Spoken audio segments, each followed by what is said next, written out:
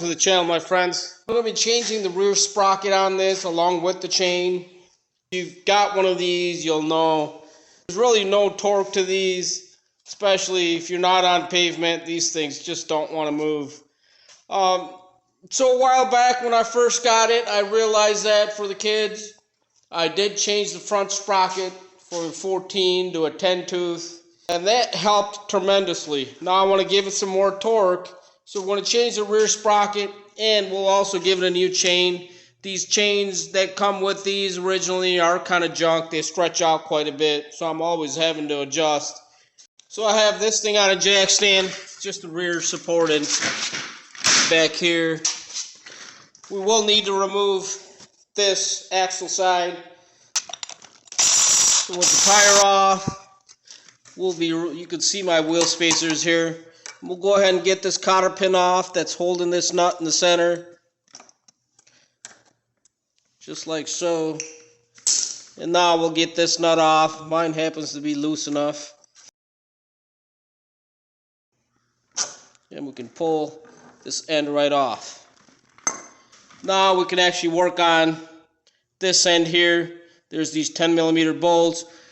So I was easily able to remove these 10mm bolts from the sprocket here that holds onto the hub. Now you can obviously remove any of these covers, but the less I have to remove, the better. Now with that sprocket is free, and we should be able to remove that. So there's 8mm bolts, one here, one at the bottom. Let's get that cover off so we can pull the chain off of the front. Up top, one at the bottom, two 8mm bolts, and that cover comes right off. Now we can go ahead and remove our chain from the sprocket. Here's our old sprocket versus our new. Obviously you want to make sure to compare the bolt holes and the center hole. Now obviously our new sprocket is much bigger. One thing that you'll run into is the upper chain guard here. That's flexible enough, you can get around it. The bottom will be an issue. For now, you could try bending it around, but the sprocket runs so close to this, it's just not going to be possible. For now, I'm going to remove the whole thing. These 10mm bolts here, two on the other side. This whole thing will come off right from the bottom here. So we'll leave that off for now. We can modify that later to readjust. Now, our new sprocket can go on without interfering with that. Now, on your new sprocket, you'll kind of feel one side's perfectly flat. The other is kind of round a little bit. So you want the flat side to go in up against that. So we have our sprocket tightened in place. Now we can take our new chain and figure out the sizing on that.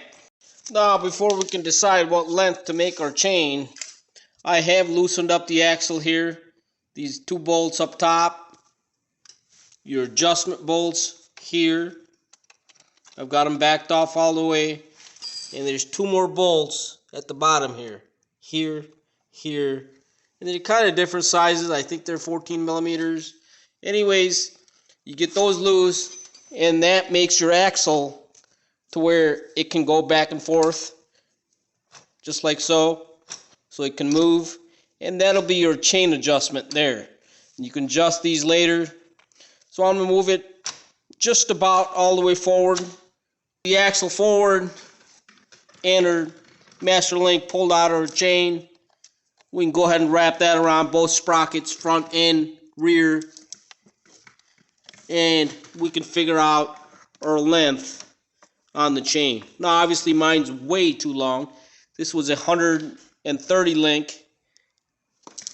Absolutely not needed for this.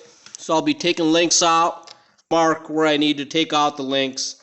Now that we have our chain marked, we'll go ahead and attempt to use the cheap Chinese chain breaker tool that came with the chain.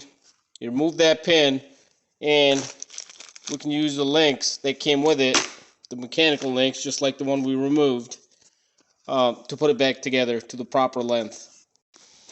So here we have the tool inserted. You can see it's pushed out this pin, Took quite a bit of a force. It does do the job. Again, you can always take a grinder on the end of it, snip it off, it'll come right out. So we got the new chain wrapped around both of our sprockets, front and rear. We'll go ahead and put that together with our master link. Here I have the link put together. And locking in the outer clip with those pliers. Now obviously there's quite a bit of slack in the chain, but we can do our final adjustments by adjusting the axle, and that'll take that slack out, leaving about an inch of slack in here. These are your adjusters in the back. There's a lock nut on the outside. Tightening that obviously will pull the axle in or out depending on loosening and tightening. Now there's no perfection with these. Remember, these are Chinese. I realize on this thing's actually way off on the angle. What you want to try to do obviously is to align the rear tires with the front tires so your axle is not doing one of these and it's straight and aligned with your front axles with the handlebar straight, obviously. Now obviously you want to keep the slack in the chain proper. I believe it's supposed to be about a little under an inch. You can take measurements, for instance, from here to the back axle on one side or here on the other to try to keep it even. Once you have it where you want it, you want to go ahead and lock in all these bolts up top and at the bottom. That'll lock the axle in where you want it. We have everything fully tightened up. The hub is back on, center nut. Don't forget to put your cotter pin back in. So I was able to modify the guard for the chain, or for the bottom of the chain. You can see this side I was able to put a little piece of square tubing in between. Not the prettiest weld, but that will do. You can see how much lower this side sits. So here we have the guard installed back under the chain. Gives us plenty of room for even going bigger yet. And I was able to take this thing for a spin. Quite a bit of a difference in torque. This is kind of a must do for these. I will put all the links to the products in the description for you. Hopefully this video has helped someone out. I thank you for watching.